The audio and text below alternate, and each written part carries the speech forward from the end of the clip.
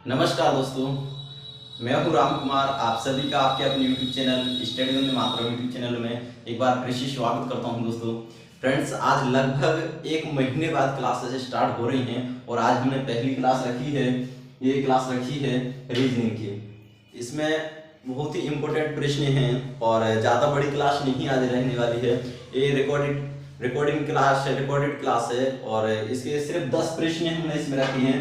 वो अति महत्वपूर्ण प्रश्न होंगे, तो आप सब लोगों को इस क्लास को 10-15 मिनट का टाइम निकाल के जरूर देखना है और अन्य बच्चों को शेयर करना है। ठीक है, आप लोग नए हैं तो चैनल को सब्सक्राइब कर लें, बेल आइकन को ऑन कर लें ताकि हमारी क्लास अपलोड हो उसका नोटिफिकेशन आप सबके पास पहुंच जाए। दोस्तों, क्लासेस स्टार्ट हो गई हैं, आप लोग बने रहे हमारे साथ। और देखिए, ये प्रश्न है जो आए हुए प्रश्न पीछे विगत परीक्षाओं में हुए प्रश्न हैं। ये प्रश्न हो चुके हैं और प्रीवियस ईयर के प्रश्न हैं। आप लोगों को विश्वास ना होने के तौर पर हमने ऐसा इसको डिजाइन किया है कि आप लोग देख सकें। पूरा पेज का पेज उठा के हम आपके सामने लाए हैं। तो दोस्तों देखिए, प्रश्न क्या कहता है, निम्नलिखित में से कौन सा आरेख सूर्य, चंद्रमा और तारा के बीच संबंध विवरण निरूपण करता है। यानी कि ये वेन डायग्राम का प्रश्न है दोस्तों।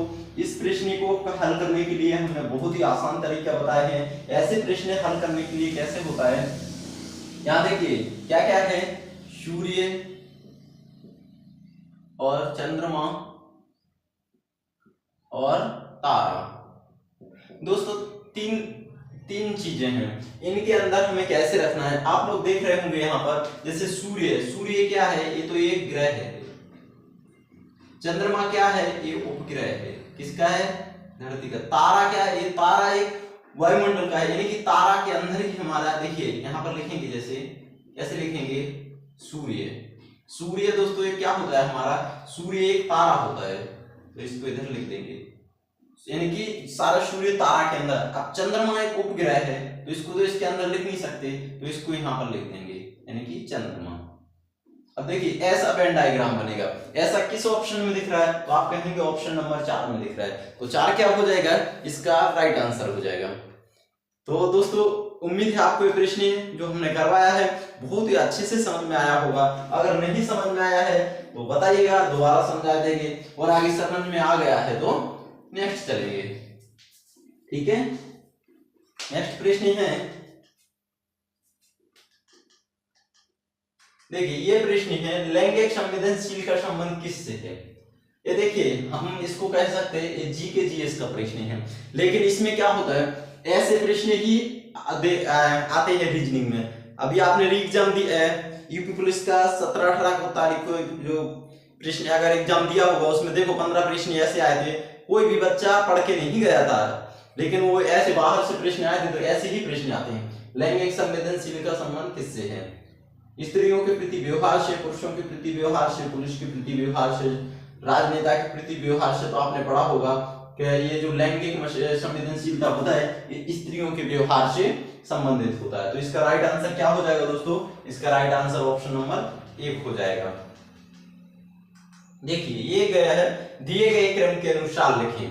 ये एक हमें क्रम से लगाना है शब्दकोश के अनुसार। देखिए कैसे लिखेंगे, देखिए सबसे हमें इसको लिखना होता है अवरोही क्रम में, यानी कि धीरे धीरे छोटे से लेके बड़े तरफ लें। देखिए DIS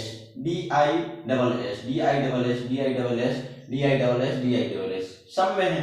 इसमें है O कितने पे आता है, O आता है 15 नंबर पे।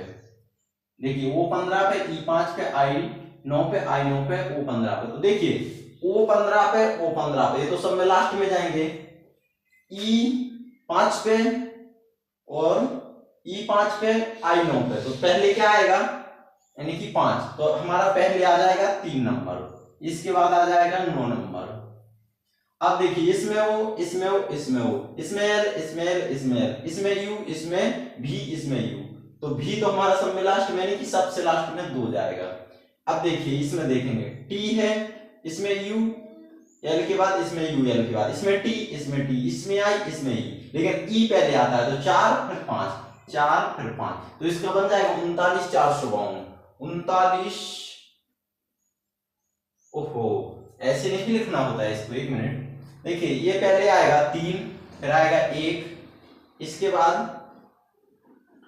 बाद 2 सबसे लास्ट में जाएगा, और इसमें यू, इसमें यू, इसमें टी, इस ये आ जाएगा 4, फिर आ जाएगा 5, ऐसे आएगा 31,452, 31,452 ऑप्शन नंबर ए में ही मिल गया।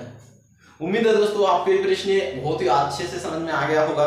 समझ में आया है तो फटाफट एक बार इस क्लास को लाइक कर दें। आप लोग क्लास को लाइक करते हैं दोस्तों तो काफी अच्छा लगता है कि आप लोग हम आप लोगों को जो पढ़ा रहे हैं वो आप लोगों को बहुत ही अच्छे से समझ में आ रहा है। तो चलिए नेक्स्ट प्रश्न देखते हैं। ये प्रश्न है, क्या कहा है, टैलेंट को क्या लिखा है, TALENT को लिखा है LATENT लिखा जाता है, तो इसको कैसे लिखें। तो देखिए यहाँ पर क्या है, TALENT, इसको क्या लिखा है LATENT, ऐसा लिखा है। तो देखिए इसमें तो आपको थोड़ा सा देखने से पता चल रहा होगा कि सारे शब्द देखिए L है, L है, L है, A है, A, T है, T, E है, E, N है, N, T है, ऐसे पता चला। तो आपको क्या करना है, देखिए इसको यहाँ लाया है, इसको यहाँ लाया है, इसको यहाँ लाया है, और ये तीन के शब्द ज्यों के त्यों रख दिए। तो ऐसे आपको इसको करना है, क्या है XEXOTIC, बस इसको इधर, इसको इधर, इसको इधर, और जी को इधर। तो OXETIC किसमें है, OXETIC ऑप्शन नंबर 3 में दिख रहा है। तो इसका राइट आंसर क्या हो जाएगा, ऑप्शन नंबर 3। इसका बहुत ही अच्छे से समझ में आ गया होगा दोस्तों, इसका राइट आंसर 3 हो गया।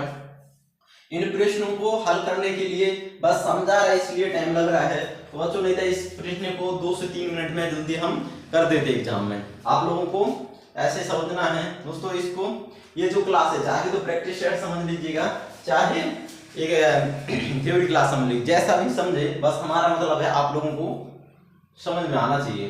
देखिए ये कहा है, एक ही पासे की 4 अलग अलग स्थितियां दर्शाई गई हैं, उस संख्या का चयन करें जो संख्या एक वाले फलक के विपरीत फलक पर होगी। आसान भाषा में कहा जाए दोस्तों, ये एक है, एक है, ये इसके विपरीत कौन सा होगा। तो देखिए दोस्तों इनके लिए हमने क्लॉकवाइज डायरेक्शन में घुमा के एक बहुत ही आसान तरीका बताया था कि आपको पहले एक सेम शब्द पकड़ना है, 5 इसमें नहीं है, 1 नहीं है, 3 इसमें है, तो कैसे लिखना है, ये 3 और ये 3।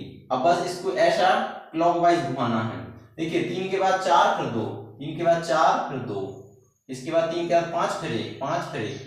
अब देखिए इसके अंदर इसके 3 के विपरीत कौन सा होगा, जो नहीं होता है, क्योंकि आपने देखा होगा एक कमरा होता है जैसे ऐसा, इसके फलक कितने होते हैं, 1 2 3 4। देखिए 1 मिनट, ये जो है ना, ये हमारा पाशा बना हुआ है, इसके 6 फलक होते हैं। कैसे फलक होते हैं, अच्छा देखिए हम बताते हैं। एक यहाँ है, एक यहाँ है, एक यहाँ, 3 तो हमें बाहर साइड दिख रहा है, अब 3 हमारे उस साइड होंगे, राइट। तो देखिए इसमें कौन सा है, 1 है, 2 है, 3 है, 4 है, 5 है, 6 नहीं है, तो 3 के विपरीत कौन सा हो गया, 6। अब देखिए पूछा किसके विपरीत है, 1 के विपरीत। 1 के विपरीत क्या हो गया, 2। 2 किस ऑप्शन में है, 3 में, तो ऑप्शन नंबर 3 इसका क्या हो गया, C will be the right answer. इसका राइट आंसर क्या हो गया दोस्तों, option number C correct answer हो गया, इज द राइट आंसर। उम्मीद है दोस्तों आपको ये प्रश्न बहुत ही अच्छे से समझ में आया होगा। समझ में आया है तो इसका आप लोग जल्दी से आंसर देंगे कि क्या होगा। ये बहुत ही नॉन वर्बल का प्रश्न है, बहुत ही आसान प्रश्न है दोस्तों। अगर समझ में नहीं आएगा तो आपको बहुत ही मुश्किल पड़ सकता है। कहा है कौन सी आकृति प्रश्न आकृति के पैटर्न को पूरा करेगी।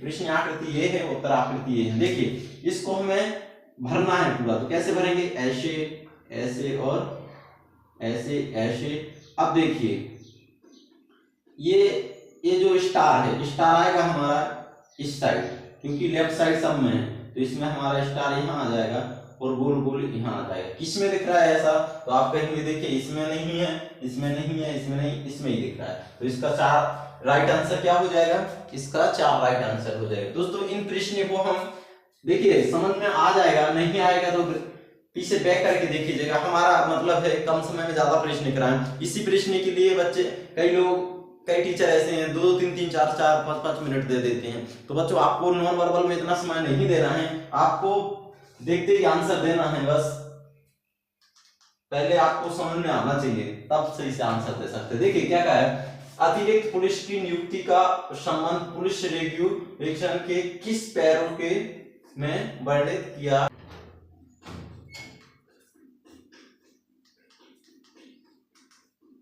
ये देखिए, ये प्रश्न आपको थोड़ा धुंधला दिख रहा होगा, इसको तो आप लोग क्या करना, देखिए इसका संबंध है, ये है एनालॉजी का प्रश्न। चाचा का संबंध किससे है? चाची से। तो पिताजी का संबंध किससे होगा?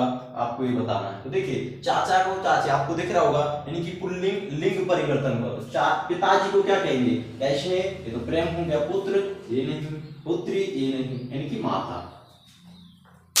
ठीक है, क्या हो जाएगा? माता हो जाएगा इसका राइट आंसर।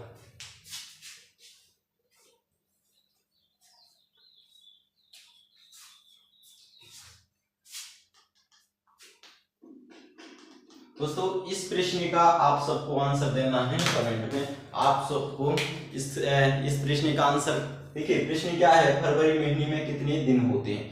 इस प्रश्न का आप सबको कमेंट में आंसर बताना है। ठीक है, इसका क्या जवाब रहेगा आप सब लोगों को आंसर देना है, और एक बार जल्दी कमेंट करके बताएं आप लोग आज की क्लास आप लोगों को कैसी लगी, और आप लोगों को कुछ सीखने को मिला होगा। तो इस वीडियो को लाइक कीजिए, चैनल को सब्सक्राइब कीजिए, अन्य बच्चों को शेयर कीजिए, ताकि इस क्लास का अन्य बच्चों को बेनिफिट हो सके। दोस्तों आज ये क्लास हमें पक्का मालूम है कि लेट है, पर डेली दिन सुबह 8 बजे अपलोड कर दी जाएगी। ये क्लास को पहले 6 बजे होती थी, लेकिन अभी 8 बजे का शेड्यूल रखेंगे हम। तो आप लोग सब लोग 8 बजे जरूर इन क्लासों को देखा करिएगा। रीजनिंग के 10 प्रश्न आप लोगों की परीक्षा में बहुत ही पावरफुल स्कोर देने वाले हैं, तो आप लोग हमारे साथ जुड़े रहिए और पढ़ते रहिए। तो दोस्तों आज की क्लास को यहीं तक रखेंगे, मिलेंगे नेक्स्ट क्लास में। तब तक के लिए बच्चों धन्यवाद।